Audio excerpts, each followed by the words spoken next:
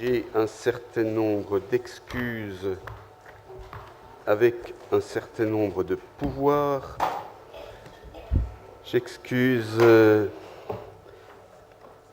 Claire Bourgeois République qui donne pouvoir à M. Berthaud, Jean-Pierre Cuinet qui donne pouvoir à M. Champanet, Isabelle Delaine qui donne pouvoir à Mme Cusset, Frédéric Drey qui donne pouvoir à M. Fischer, Daniel Germont qui donne pouvoir à M. Douzenel, Pascal Jobé qui donne pouvoir à Isabelle Giraud, Sylvette Marchand qui donne pouvoir à Justine Gruet, Esther Schlegel qui donne pouvoir à Philippe Jaboviste et Alain Villaume qui donne pouvoir à Fanny Bouvray-Mère. Peut-être y a-t-il d'autres excusés encore, non? Ok. Bien. Je vous propose donc de désigner un secrétaire de séance.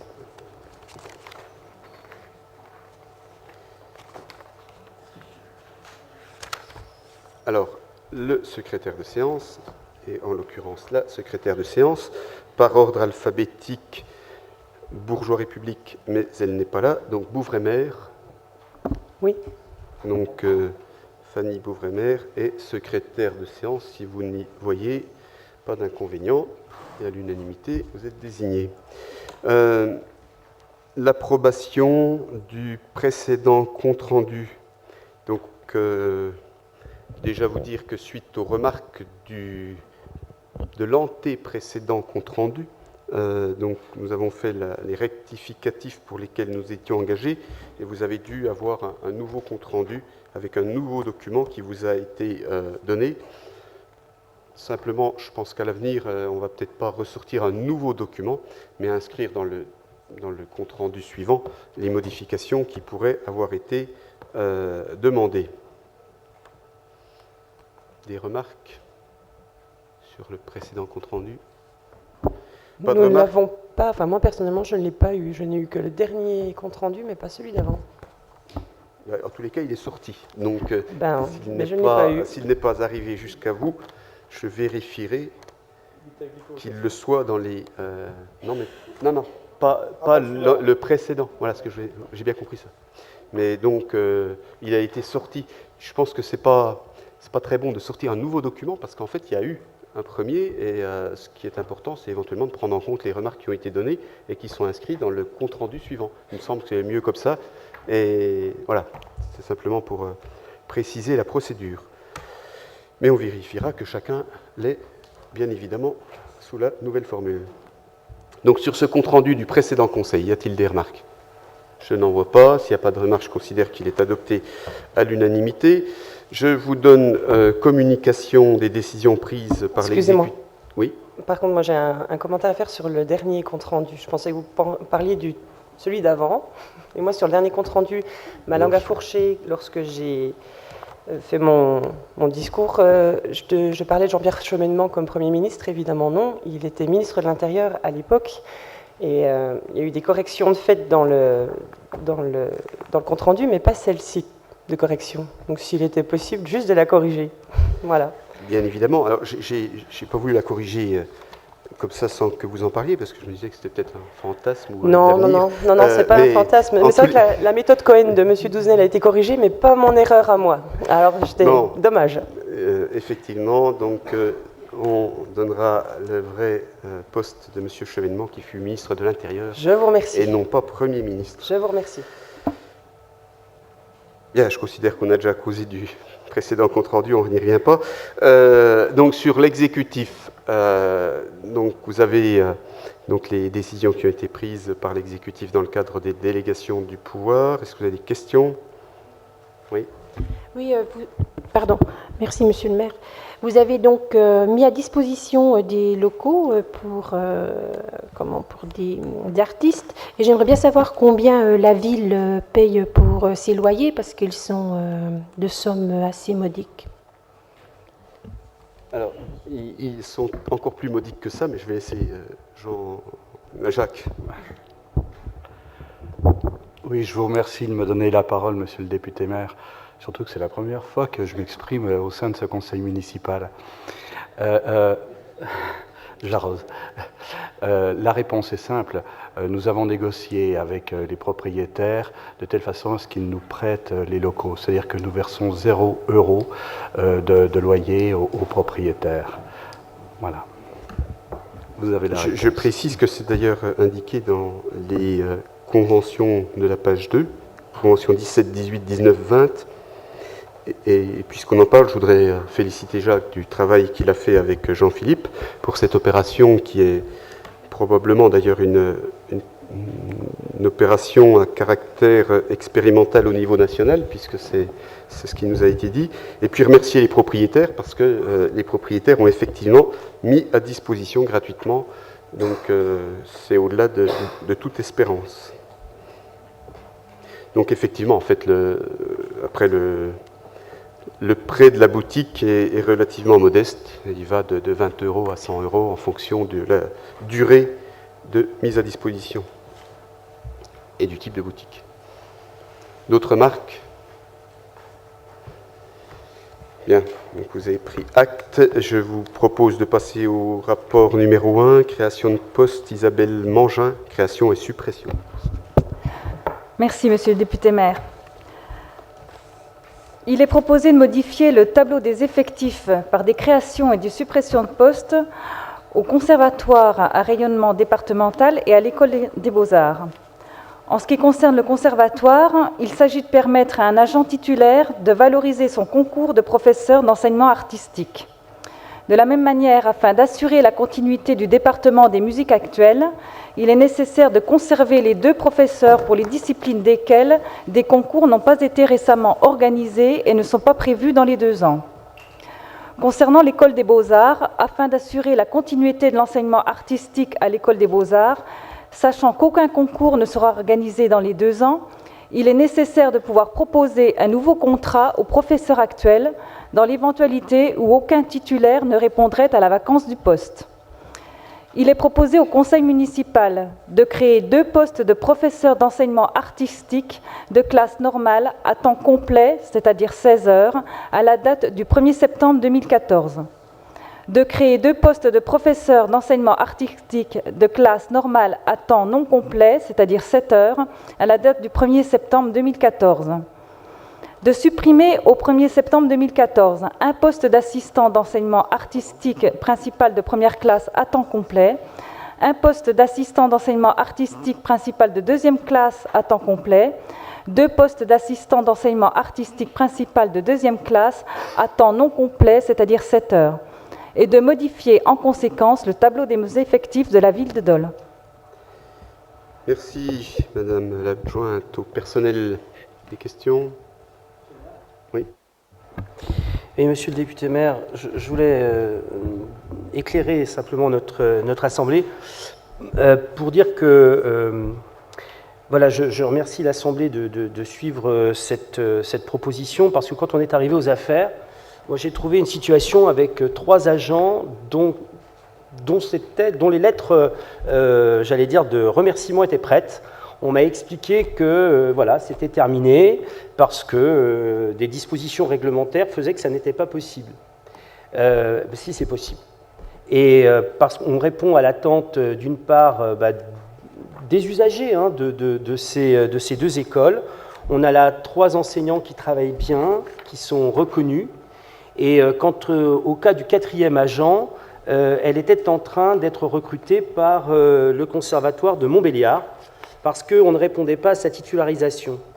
Et ce que je veux dire ce soir, c'est que ces décisions qui retirent de la précarité des agents qui étaient sur des contrats, évidemment, liés au règlement, mais précaires, ne le seront plus, que nous prenons cette ambition de passer des cadres B en cadre A, c'est aussi reconnaître leur travail et valoriser leur engagement, parce que dans les 2 cas, je pense aux 2 enseignants qui sont au CAV et à l'enseignante de l'école des beaux-arts, ce sont des gens reconnus et de qualité. Et puis, c'est aussi affirmer pour nous que la politique culturelle, c'est un choix. Et je vous remercie, mes chers collègues, de suivre la proposition de Madame Mangin. D'autres remarques? S'il n'y a pas de remarques, je vais passer au vote. Quels sont ceux qui sont contre, qui s'abstiennent? Je vous remercie. Donc à l'unanimité, rapport numéro 2 concernant du personnel de la Grande Tablée. Madame Janet, Madame la Présidente de la Grande Tablée. Merci, Monsieur le député maire. Alors en effet, au sein de l'équipe qui constitue le personnel de la cuisine centrale La Grande Tablée, un agent a souhaité augmenter son temps de travail. Et il est proposé de faire passer le temps de travail de cet agent, qui est agent technique de 2e classe, à temps non complet de 8 heures à 15 heures hebdomadaires. Donc la fiche de poste de cet agent comprendrait des tâches d'entretien des parties communes et des bureaux, ainsi que de la plonge. Donc cette personne avait vu son temps de travail réduit à l'époque parce qu'elle avait des problèmes de santé. Heureusement pour elle, aujourd'hui, ça va beaucoup mieux. Donc elle a fait la demande d'augmenter son temps de travail. Et il a paru normal, on va dire, de lui laisser cette possibilité. Donc on propose de lui augmenter à 15 heures. Donc il sera donc proposé au conseil municipal d'accepter l'augmentation de 8 heures à 15 heures d'un poste d'adjoint technique de 2e classe à temps non complet à compter du 1er juillet 2014 et de modifier en conséquence le tableau des effectifs de la ville de Dole. Les crédits nécessaires sont inscrits en dépenses au budget primitif 2014. Merci. Y a-t-il des questions, des remarques? Pas de remarques. Qui est contre? Qui s'abstient? À l'unanimité, je vous en remercie. Donc on passe au rapport numéro 3 concernant les contrats d'apprentissage. Isabelle Mangin. Merci, Monsieur le député maire. Le contrat d'apprentissage est une formation en alternance pour les jeunes de 16 à 25 ans, composée d'une partie théorique dispensée dans le cadre d'un centre de formation d'apprentis et d'une formation pratique au sein de la collectivité. Il est conclu pour une période comprise entre 1 et 3 ans. Le contrat d'apprentissage peut également constituer un outil de gestion prévisionnelle des emplois et des compétences.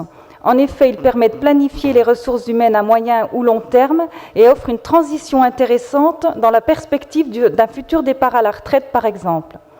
De nombreux métiers territoriaux sont couverts par des formations d'apprentissage, notamment dans le secteur du bâtiment, des espaces verts et de la restauration collective.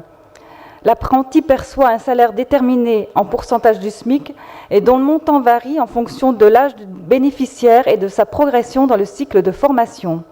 Les cotisations sociales, hors celles dues au titre des accidents du travail, sont prises en charge par l'État.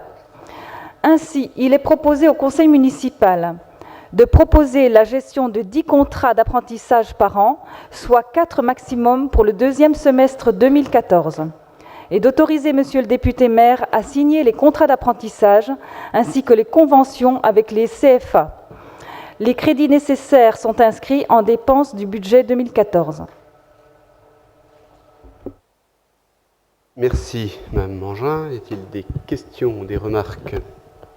Monsieur Vamps. Oui, Monsieur le maire, je voudrais vous dire, bien entendu, cette logique et cette dynamique de contrat d'apprentissage est très intéressante et nous allons voter favorablement, bien sûr. Dans l'exposé, il y a dans le paragraphe 3 en particulier une dynamique que je trouve tout à fait intéressante, c'est l'idée de la transition, du tuilage entre un ancien qui va partir et un nouveau qui va rentrer dans la gestion prévisionnelle des emplois et des compétences. Je voudrais simplement savoir si dans les 10 contrats d'apprentissage par an qui sont prévus, est-ce que cette planification a été faite? Quel est le pourcentage de ces emplois qui seront des emplois disons, quasi certain, puisqu'on est sur un tuilage avec un départ à la retraite remplacé par un jeune apprenti qu'on a formé. Est-ce que ça fait partie du dispositif ou est-ce que c'est encore à l'étude? Non, on n'a pas de chiffres très précis en la matière. C'est une possibilité qui est ouverte, un petit peu d'ailleurs sur le style des contrats de génération, qui permet à un jeune de pouvoir remplacer dans l'entreprise quelqu'un qui va partir en retraite, et simplement parce que ça lui permet d'avoir une transition du savoir autrement que par son apprentissage ou sa formation initiale.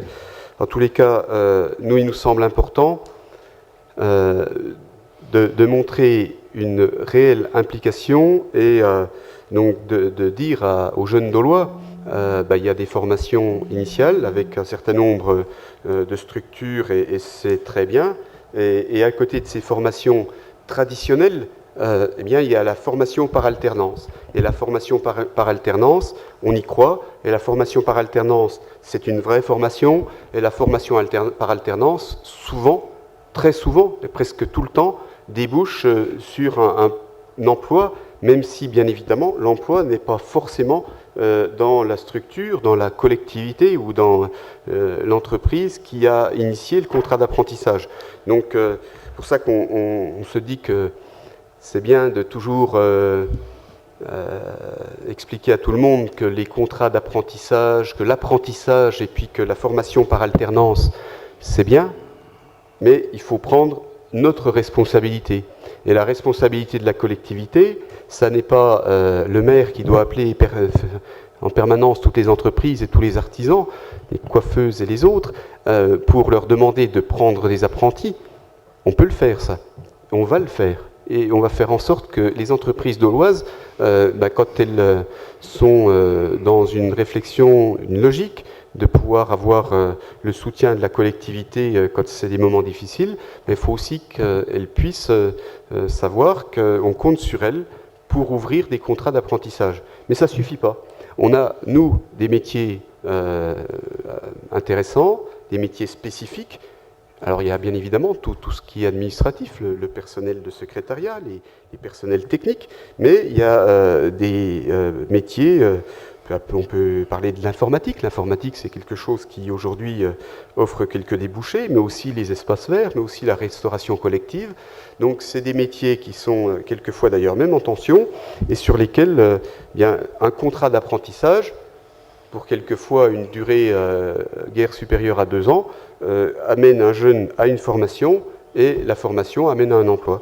Donc ça nous semblait important de le dire, mais aussi de le pratiquer. Dans la vie, il y a les croyants, puis il y a les pratiquants. Nous, on est croyants et pratiquants, c'est-à-dire qu'on croit à l'apprentissage, mais on pratique aussi. Et on va essayer de le mettre en place. Et ces 10 contrats d'apprentissage ne sont pas 10 contrats qui aujourd'hui sont prédestinés à des services bien précis ou à un personnel bien précis qui serait susceptible de s'en aller. On n'est pas en train de recruter du personnel par des contrats d'apprentissage, on est en train d'ouvrir 10 contrats possibles, qui sont aujourd'hui pas forcément connus dans le cadre de la collectivité, mais si demain, parce que ça va être la période, vous savez, quand arrive le mois de juillet, le mois d'août, mais tout le monde a connu ça, eh bien, on est sans cesse sollicité parce que les jeunes qui ont trouvé leur formation, ils sont en train de chercher leur maître d'apprentissage et c'est vrai que ça n'est pas aujourd'hui toujours facile de pouvoir avoir ces maîtres d'apprentissage. Donc la collectivité prendra sa part de responsabilité en la matière. D'autres remarques? Monsieur Gagnon, premier adjoint. Et aussi monsieur le président de la mission locale. Voilà, donc c'est vrai que je pense qu'on est sur une politique qui a déjà eu plusieurs tentatives au niveau national, mais qui malheureusement a pu être mise en cause plusieurs fois. Et c'est vrai qu'on a eu une vraie opportunité ces dernières années sur l'apprentissage. Les aides ont été remises en cause ces 2 dernières années. Et c'est vrai que finalement, ce qu'on propose ce soir, nous, la collectivité municipale, c'est d'anticiper ce qui se dessine, c'est-à-dire un retour de toute façon à une politique volontariste sur la question de l'apprentissage, parce que les chiffres sont clairs, 7 jeunes sur 10 qui entrent dans un dispositif d'apprentissage ont in fine un emploi derrière, donc c'est le meilleur outil pour promouvoir l'accès à l'emploi chez les jeunes, et malheureusement ces contrats se sont effondrés depuis à peu près 1 an et demi, 2 ans. On l'a vu aussi à Dole. Et donc je pense qu'on voit bien dans les orientations aussi qui sont en train d'être prises au niveau national, c'est un retour à cette politique. Et finalement, je crois que nous, collectivités municipales, il faut que l'on soit volontariste sur la question parce que derrière, il y a des résultats. Et c'est donc bien dans cet esprit que cette délibération est proposée ce soir. Tout à fait. Des remarques ou des questions? S'il n'y a pas d'autres remarques, je vous propose de passer au vote. Qui est contre? Qui s'abstient? Je vous remercie. Donc c'est un rapport adopté à l'unanimité. Rapport numéro 4 concernant une demande de subvention. Monsieur l'adjoint à la culture, Jean-Philippe Lefebvre. Il s'agit d'une demande de subvention dans le cadre de l'exposition caricaturée Pasteur. Le musée Pasteur organise durant l'été du 3 juillet au 28 septembre une exposition sur ce sujet. Si c'est une caricature, une exposition sur la caricature, certains pourraient s'étonner de l'image de Pasteur présentée de cette manière, mais c'est oublier qu'au XIXe siècle, beaucoup de gens n'étaient pas alphabétisés et que le meilleur moyen de parler d'un individu, c'était d'en faire des caricatures, parce que le dessin l'emportait à l'époque sur la lecture, tout simplement, et d'autres affaires au XIXe siècle, je pense à l'affaire Dreyfus d'ailleurs, notamment, sont passées par la caricature. Donc, c'est une exposition qui est organisée par la conservatrice des musées de Dole. Elle est effectivement originale. Et donc, il est proposé au conseil municipal d'approuver en fait le plan de financement prévisionnel et d'autoriser le député maire à solliciter une subvention correspondante auprès de la DRAC de Franche-Comté, même si cette opération a déjà été engagée, mais il est vrai que les calendriers d'organisation des expositions et les demandes de subventions ont visiblement connu un certain décalage. Voilà.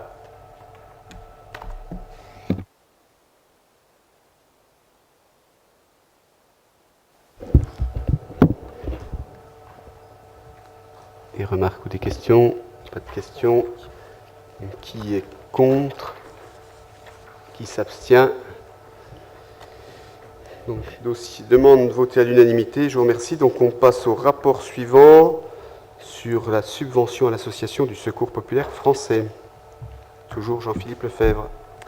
Oui, les permanences d'accueil et de solidarité du Secours populaire français permettent de fournir des aides, mais aussi, notamment dans le domaine de l'insertion sociale, professionnelle, l'accès à l'éducation, l'accès à la culture et aux vacances d'ailleurs.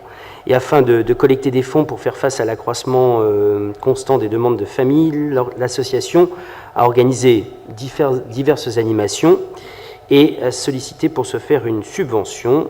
En conséquence, il est proposé au conseil municipal d'autoriser le député maire à attribuer une subvention de 2 000 € à l'association du Secours populaire français.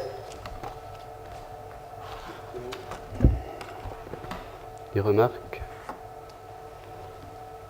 Qui est contre? Qui s'abstient?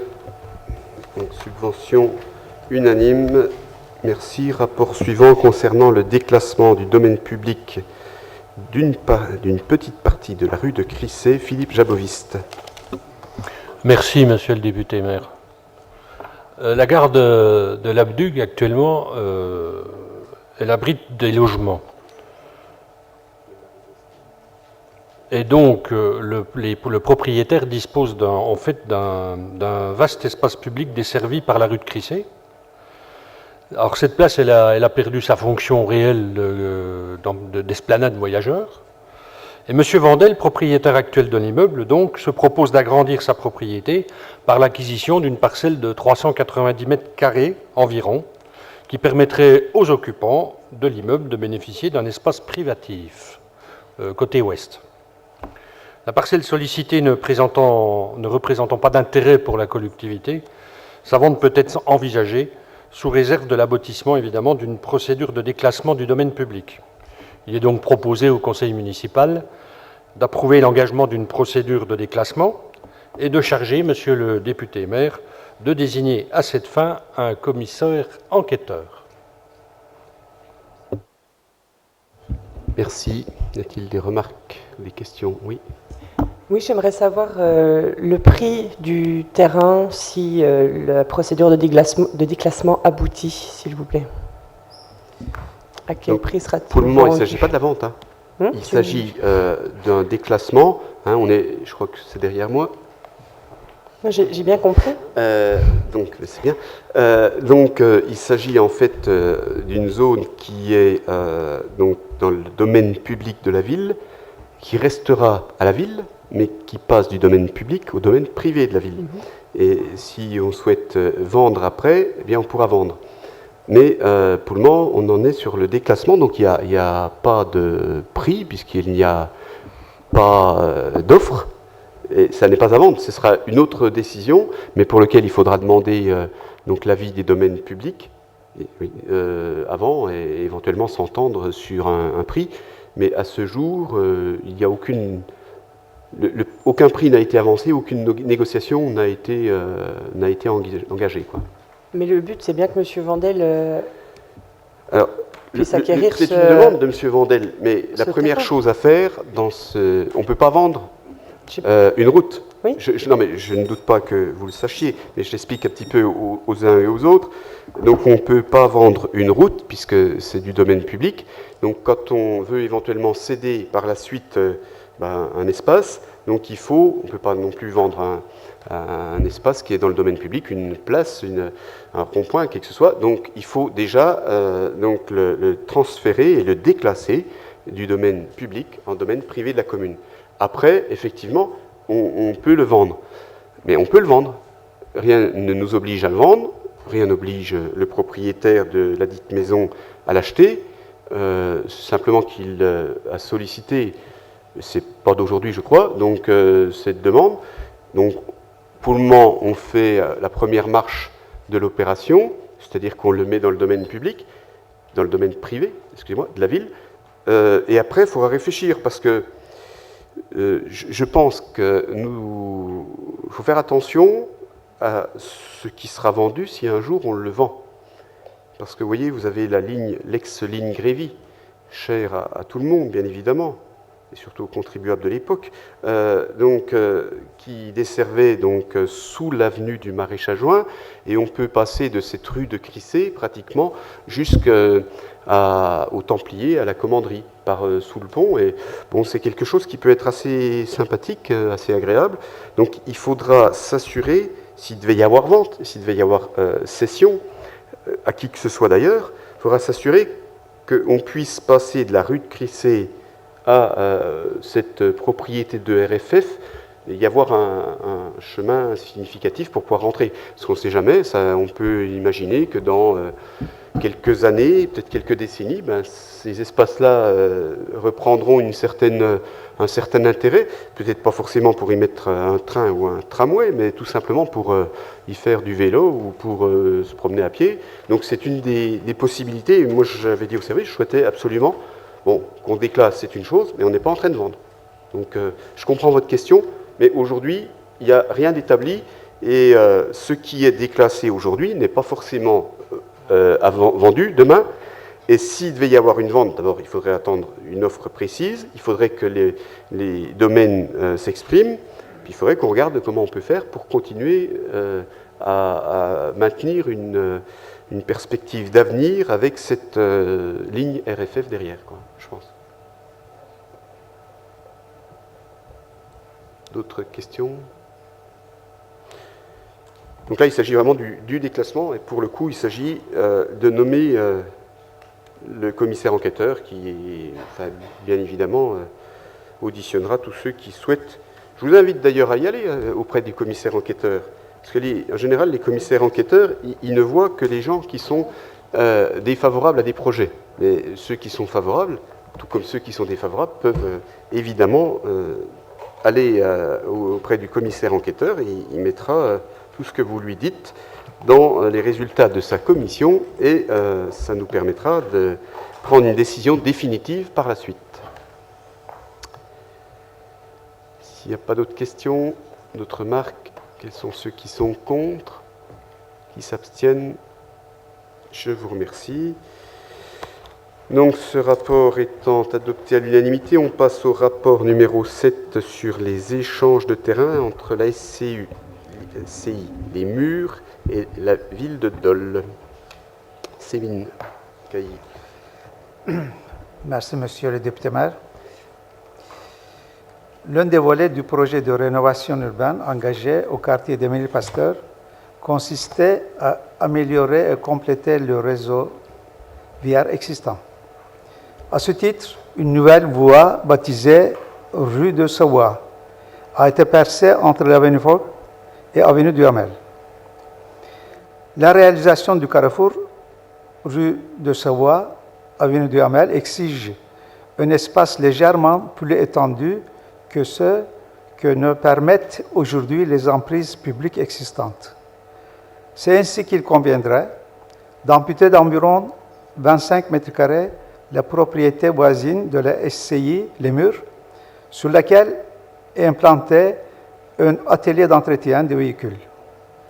Par ailleurs, le représentant de la dite SCI disposait à se dessaisir de se délaisser à solliciter de la ville l'acquisition d'un complément de terrain qui lui permettrait d'étendre dans le futur atelier existant, au détriment d'espaces verts jouxtant les aménagements paysagers réalisés au abord de la rue du Dauphiné.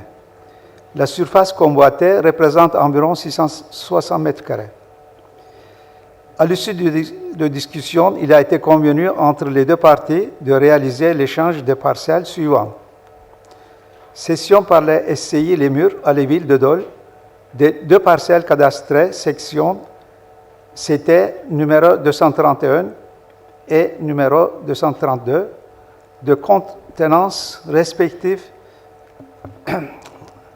20 quarts et 6 quarts, provenant de la division de la parcelle, c'était 49 et évalué par France Domaine à 65 €. Cession par les villes à l'SCI, les murs de la parcelle cadastrée, même section, numéro 225, d'une contenance de 6 arts, 62 quarts, provenant de la division de la parcelle, c'était 199 et évalué par France Domaine à 11 900 €. Compte tenu de la valeur des biens échangés, la SCI Les Murs versera à la ville une soulte de 11 835 €. Il est proposé au conseil municipal d'approuver cet échange de parcelles tel qu'il vient d'être décrit, de préciser qu'il sera réalisé avec une soulte au préfet de la ville de Dole d'un montant de 11 835 €, d'autoriser M. le député-maire à signer l'acte à intervenir, de noter que les frais d'établissement de l'acte seront supportés pour moitié par chacun des coéchangistes, de préciser que cette opération sera exonérée de droits au profit du Trésor en vertu de l'article 1042 du Code général des impôts. Merci. Y a-t-il des questions sur ce dossier? Des remarques particulières? Je n'en vois pas. Qui est contre? Qui s'abstient? Je vous remercie. Donc, toujours, M. Cailly, le rapport numéro 8 sur la participation pour voirie et réseau par le foyer jurassien. Merci, Monsieur le député-maire. Il est rappelé que, par délibération en date du 23 février 2010, le conseil municipal a décidé l'instauration sur l'ensemble de son territoire d'une participation pour voirie et réseau. ESH, le foyer jurassien, représenté par M. Didier Leroy, a déposé le 2 mai 2014 une demande de permis de construire aux fins d'édification de 9 logements individuels groupés desservis par les rues des Sorbiers. Ce projet nécessite une extension du réseau électricité. Le coût estimé de ces travaux a été établi par ER2F. Il reste à la charge de la collectivité que quote-part de 60%, soit la somme de 6 797,48 € hors taxe. Considérant que l'intégralité de l'extension du réseau est rendue nécessaire par le projet, objet du permis de construire précité, il est proposé de mettre la totalité de la quote-part encombrante à la collectivité à la charge du bénéficiaire du permis de construire. Les autres parcelles situées dans la bande de 80 mètres sont exclues du champ d'application de la PBR, compte tenu du fait qu'elles sont déjà desservies ou construites. Il est proposé au conseil municipal d'accepter la réalisation des travaux d'extension du réseau électrique nécessaires au projet, de préciser que le quote-part du coût des dits travaux restants à la charge de la collectivité sera mis à la charge du pétitionnaire du permis de construire à titre de la PBR, soit un montant de 6 797,48 €. Le foyer jurassien, représenté par M. Didier Leroy, de noter que le projet couvrant les parcelles cadastrées, section CW 498, 501, 502, représentant une surface de 2880 m², la participation rendue exigible par le permis de construire à intervenir et la présente délibération s'établit à 2,36 € m². Merci, M. Cailly. Y a-t-il des remarques ou des questions? Pas de questions. Qui est contre ce dossier? Qui s'abstient?